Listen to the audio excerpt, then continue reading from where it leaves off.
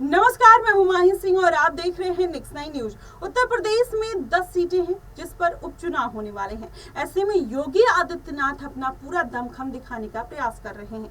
खासकर अयोध्या सीट हारने के बाद योगी आदित्यनाथ को जो एक प्रेशर देखने को मिला, कहीं ना कहीं वो उनके लिए टॉलरेट करना मुश्किल हो गया था। वहीं अपने ही पार्टी के नेता उनको आंखें दिखाते हुए नजर आए, जिसमें अनुप्रिया पटेल, केशव प्रसाद मौर्य का भी नाम शामिल है। ऐसे में योगी आदित्यनाथ लगातार अपने ही पार्टी के नेताओं का दुख तो झेल ही रहे थे, उसके साथ साथ कावड़ का मुद्दा उनके ऊपर आ फूटता है, वहीं नेम प्लेट का मुद्दा निकल कर आ पड़ता है। ऐसे में माना यह जा रहा है कि योगी आदित्यनाथ कहीं ना कहीं चारों तरफ से फंस गए थे। एक बार फिर से इनकाउंटर का सुल्तानपुर का मुद्दा कहीं ना कहीं योगी आदित्यनाथ के मत्थे मरता हुआ नजर आया। ऐसे में सुल्तानपुर में इस तरीके का इंसिडेंट होना, इनकाउंटर होना, 2 से 3 केस जिनके ऊपर दर्ज हैं उनका इनकाउंटर कर देना कहीं ना कहीं योगी आदित्यनाथ के ऊपर ही भारी पड़ता हुआ नजर आया। वहां की जनता उन पर सवाल उठाते हुए नजर आई।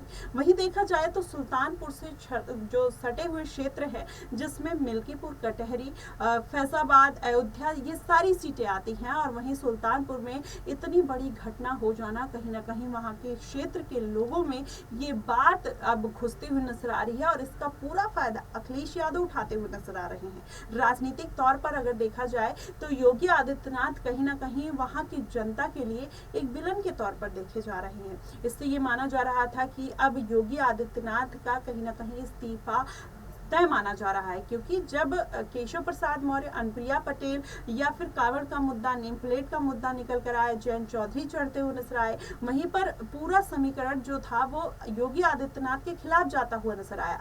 वहीं केशव प्रसाद मौर्य ने ये बात जब कह दी कि संगठन बड़ा है, सरकार नहीं, उसके बाद भी और ज्यादा खलबली मचती हुई नजर आई, और कहीं ना कहीं योगी आदित्यनाथ सभी तरीके से फंस गए थे। वहीं जब आरएसएस और शीर्ष कमान की मीटिंग होती है, केशव प्रसाद मौर्य और योगी आदित्यनाथ को मिलकर बिठाकर समझाया बुझाया जाता है, पार्टी के अंदर के अनबन को दूर करने की कोशिश की जाती है, जिसके बाद पूरा मामला शांत तो होता है, लेकिन उसके बीच में ही ये पूरा मुद्दा सुल्तानपुर इनकाउंटर का निकल आता है। मंगेश यादव के इनकाउंटर के बाद योगी आदित्यनाथ जिस तरीके से फंसते हुए नजर आए, जिसके बाद अखिलेश यादव ने पूरा राजनीतिक लाभ उठाने की कोशिश की। ऐसे में वहां की जनता के मन में भी ये बात घर कर गई कि वाकई में योगी आदित्यनाथ जो कर रहे हैं वो गलत कर रहे हैं, और वहां के क्षेत्र के लोगों में जो जिस तरीके का एक आक्रोश देखने को मिल रहा है, इससे माना जा रहा है कि योगी आदित्यनाथ को अयोध्या सीट की तरह सुल्तानपुर में भी बड़ा नुकसान देखने को मिल सकता है,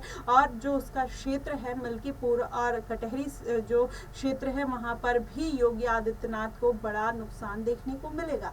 ऐसे में देखना यह होगा कि क्या अखिलेश यादव इसका पूरा फायदा उठाते हुए नजर आएंगे, या कटहरी सीट पे जहां पर मायावती का दबदबा देखने को मिलता है, मायावती वहां पर अपना जीत का परचम लहराती हुई नजर आएंगी। ये बात आखिरकार क्यों निकल कर आ रही है? क्योंकि वहां की जो जनता है और वहां के जो परिजन हैं, चाहे मंगेश यादव के परिजन की बात करें या फिर अनुज प्रताप सिंह, क्योंकि उनकी बहन जब मंगेश यादव का एनकाउंटर हुआ, ये सवाल जो उठ रहे हैं वो जनता की तरफ से उठ रहे हैं कि आखिरकार जब मंगेश यादव अपनी बहन के साथ स्कूल में फीस भरने गया था तो उसका एनकाउंटर अचानक से क्यों किया गया। वहीं अनुज प्रताप सिंह की बहन ने भी ये बात और यह आशंका जाहिर की थी कि उनके घर के सामने घेराबंदी की जा रही, हो सकता है कि उनका एनकाउंटर कर दिया जाए। यह आशंका पहले से जताई गई, और इसका पूरा फायदा अखिलेश यादव उठाते हुए नजर आए। उन्होंने कहा कि पहले यादव का एनकाउंटर क्यों किया गया, कहीं ना कहीं योगी आदित्यनाथ यादव और जाति की राजनीति करते हुए नजर आ रहे हैं, इसलिए जानबूझकर पहले मंगेश यादव का एनकाउंटर किया गया। कहीं ना कहीं ये माना जा रहा है कि योगी आदित्यनाथ ये दाग हटाने के लिए अनुज प्रताप सिंह का एनकाउंटर जानबूझकर करवाते हैं, और जिसकी वजह से जनता में काफी आक्रोश देखने को मिल रहा है। वहीं अनुज प्रताप के पिता ये बोलते हुए नजर आए, अखिलेश यादव के ऊपर निशाना साधते हैं, कहते हैं कि अखिलेश यादव की जो मंशा थी वो पूरी हो चुकी है, और वहीं योगी आदित्यनाथ की सरकार है, जिसको चाहे वो मार दे, जिसको चाहे बचा ले। इस तरीके की बात अनुज प्रताप सिंह के पिता करते हुए नजर आए। लेकिन वहीं अब पूरा मामला जो है वो तूल पकड़ता हुआ नजर आ रहा है। उससे ये माना जा रहा है कि सुल्तानपुर और उसके आसपास के क्षेत्र में अब कहीं ना कहीं योगी आदित्यनाथ की मुश्किलें बढ़ जाएंगी और इस बार उनका जीत पाना मुश्किल हो जाएगा। अगर ऐसा हुआ तो क्या आने वाले दिनों में योगी आदित्यनाथ की कुर्सी पर खतरा मंडरा सकता है, क्योंकि इस बार जो सोशल इंजीनियरिंग की गई है और कटेहरी और मिल्कीपुर सीट की जो जिम्मेदारी है योगी आदित्यनाथ ने अपने कंधों पर उठाई है और ये जिम्मेदारी अगर वो